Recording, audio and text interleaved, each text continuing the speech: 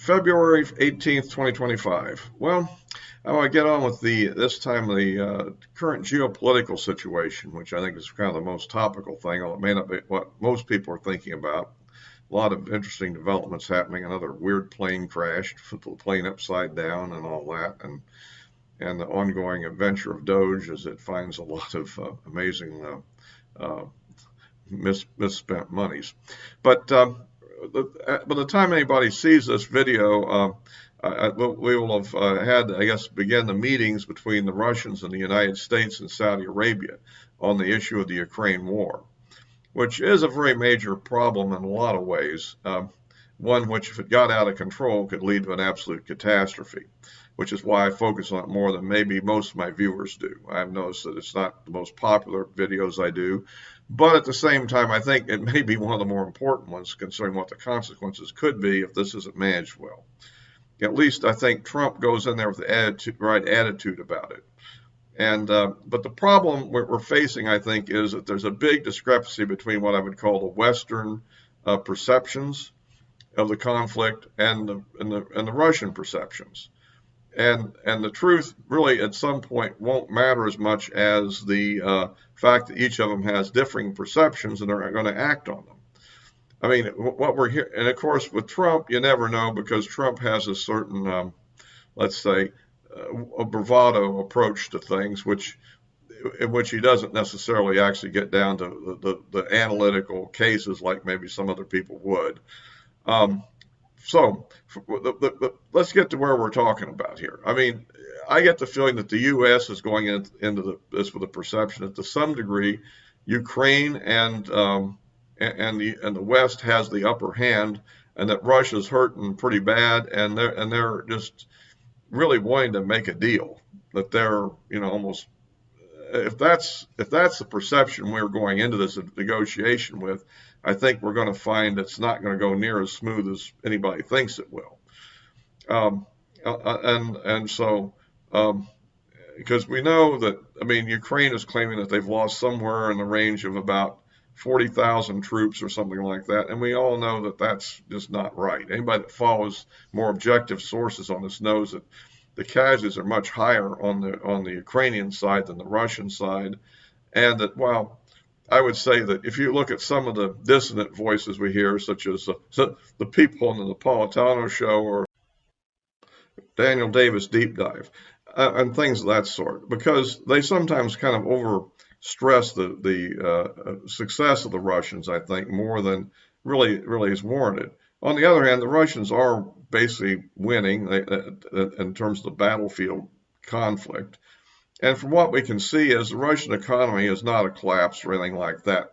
So I tend to think that basically that they do have the upper hand, but they're nowhere near conquering Ukraine. The Ukrainian army has not collapsed yet. They're still continuing to field troops. I think they're having trouble when they're doing things like sending their Air Force personnel to fight as infantry in the front line, indicate that they're probably in pretty bad shape. But on the other hand, they've had a big infusion of Western weapons during the last weeks of the Biden administration, so that they're able to continue to fight on for the time being, which will help give the West a better negotiation hand in the conflict. By the way, if you like these videos, please give me a like, subscribe, and click the bell for notifications. Or if you see this on social media and want to prefer Rumble, you can find me there. The address is in the description below. So yeah, so that's the way I see it. What we're faced with is this conflict of perceptions, I think, in the deal. And the other problem that Trump has is that making a deal under adverse conditions, which I think he's facing, you have the problem is that the left and all of his opponents are going to try to say he sold Ukraine out, or that that he's and all that sort of thing, or he's a puppet of Putin and all the rest of that nonsense, which of course is stupid. But that's nonetheless what these people will say. They're liars. But the problem is, how do you save face and get out of this thing gracefully? And that's the challenge I think we have. And we'll see how it goes. One thing that occurs to me is that one of the strategies may be to offer sort of bribes, carrots rather than sticks, for instance. You could talk about ending these sanctions on Russia in return for them accepting some of the terms we want on territory in the peace deal. The other thing is, it looks as if Trump kind of has his eye on those rare earth minerals that are in Ukraine. And if some kind of deal can be made between the Ukrainians and the Russians and the U.S. About obtaining these materials, that could be another thing. Now, another issue is that we're now going to have a good part of the European Union and NATO, European countries, really pushing back against this whole deal. And they're having meetings, and they've been upset at what J.D. Vance had to say to them in his speech, for instance. And Vance is really much on the mark. I mean, some of their policies over there are really retrograde and against what we would consider to be civil liberties, to say the least. I mean, like, setting up 6 armed police in Germany to raid a house where somebody posted some kind of a meme or something on a social media site. Isn't that a little bit overkill for a supposedly free country? And so forth. I mean, crazier things have gone on in Britain. One of the things I heard about there was a situation where a 12-year-old girl was being exploited by a bunch of Asian men, and was being used basically as a prostitute sexually. I mean, not willingly. And the local people had phoned this in to the police, and when they came there, instead of arresting the men, they arrested the girl for prostitution. This is the kind of kookiness that you have in the European world today. So we'll have to see what all ends up happening here, but they may become an obstacle, as is Ukraine, for instance, agreed to sign the mineral deal that Trump had prevented them with. And it leaves us with a situation of what are we going to do? Remember also that the appropriations that were passed in that big bill that went through many months ago, the big $100 billion bill or whatever that the House passed in 3 parts or something, all that money for Ukraine is about to run out, I think. I don't know how much of it's left in that kitty. At that point, Trump would then be in a position was he going to go back to Congress and ask for more funding for weapons for Ukraine? If he doesn't, then the Russian power balance will increase. I guess we could say, well, Europe has to pay for that. And maybe if they're that motivated, maybe he can get them to do it. There's a whole lot of issues. He's trying to also get them to increase their defense spending to 5% of GDP, which to me seems to be a very unrealistic number for them to do, especially considering their economy has been damaged by this war and the sanctions more than ours has. And then we're only doing 3.5% of GDP at most, and there's discussions. I was hearing something about reducing I'm not sure what we're doing as far as Doge. I mean, the idea is to get waste out, but in defense, what is waste? That's another issue. For instance, if a given service, let's say the Army or the Air Force or the Navy, either Marines, said that one of their weapon systems was waste, I guess we could accept that if their leadership of a given service said that their weapon system was waste, I think you'd take it for granted probably is waste. But if you have the Air Force saying that the Army system is waste, or the Navy saying the Air Force system is waste, then I think you have a much more controversial situation. And I don't think that Elon Musk, for all of his genius, has the expertise in the area to really make the right judgments either. So if you're talking about things like weird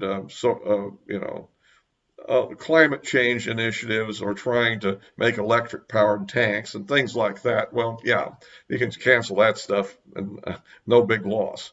But he also has attacked, for instance, the F-35, which is probably the only 5th generation plane we have in serial production. So I mean, our allies we got like 20 allied customers that want to buy this. I think that's not going to go anywhere. So, and remember, the fact of the matter is our entire strategic posture hasn't been upgraded in years. We have aging systems for ICBMs, submarines, and we have the B-21 bomber, which is entering, I guess it's still in development, but will soon be approaching production. And these are all expensive systems that you would need to, rebuild your strategic posture. So this is all up in the air while we're trying to negotiate the end of this war. And the other thing to consider is Ukraine doesn't trust Russia. Europe doesn't trust Russia. We don't trust Russia, and Russia doesn't trust us either. And they have plenty of reason to be untrustworthy. I mean, who broke the most treaties? I mean, we're the ones that ended the ABM treaty and pulled out of it. We ended the INF treaty.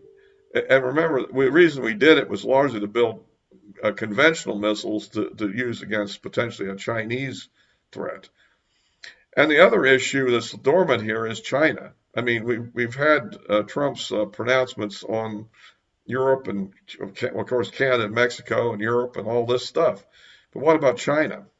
I mean, China's reaction initially, what I've heard, was to put a tariff on U.S. oil imports of 15%. Now, if that goes through, and we're trying to then put the economic screws to Iran and cut off anybody from buying from Iran unless they face American sanctions, then all of a sudden here is China going to just go with that, or are they going to get confrontational this time? I mean, we don't know. I mean, they also made some negative comment on the some policy change we made on Taiwan. And we don't know when China, are they really serious about making a military move against Taiwan, or is this all for internal propaganda and consumption? Well, this is another thing that's looming out there that we don't know the answer yet. We'll have to find out. So anyway, that's kind of my rundown. We'll have to see how these negotiations go. I think it's good that they're talking to each other. Let's put it that way. And maybe in the negotiations, when they start hearing each other's positions, maybe we'll go to these newly appointed intelligence chiefs we have and say, let's look at the data again and see what the situation in Ukraine really is. And then maybe we'll have a more reasonable approach. At any rate, so that's that for that. I hope, by the way, I want to mention that I hope you liked my last video on the Kennedy assassination and what I consider to be a major paradox in it. I think it's a position I've not seen anybody take before, and I think it has some merit. I think you have both a lone wolf, which is, of course, Oswald, and I think you have, like I was saying, you do have a conspiracy. The people in the grassy knoll, and potentially there may be another shooter in the area too. That's a little more unclear at this point. But at any rate, I thought people might find that interesting. If you haven't seen it yet, I'd highly recommend it. No, it's got more viewers than most of my recent videos. So at any rate, so I'll be wrapping this up for now, and I'll be posting this on both YouTube and Rumble. And of course, the links to my social media accounts are in the description below. So all for this time.